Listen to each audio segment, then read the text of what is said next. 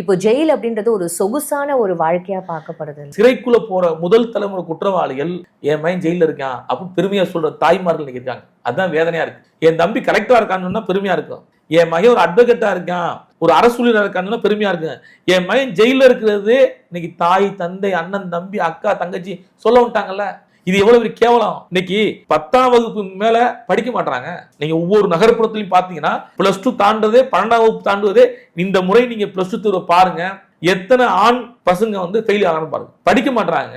இன்னைக்கு பள்ளிக்கூடத்துல சாதி வந்துருச்சு, பள்ளிக்கூடத்துக்குள்ள போதை வந்துருச்சு, பள்ளிக்கூடத்துக்குள்ள கஞ்சா வந்துருச்சு. வெளில வந்ததுக்கு அப்புறம் அவர் கொடுக்குற அந்த மரியாதையும் ஒரு விழா மாதிரி நடத்தும் போது நம்மளும் போயிட்டு வந்தா இந்த மாதிரிலாம் பண்ணுவாங்க. இது ஒரு கேவலம் என்னன்னா, அந்த தொழில் அதிபர்கள், சினிமா நடிகர்கள், அரசியல் கட்சி தலைவர்கள்லாம் இருக்காங்கல்ல, இவங்க உணரணுங்க.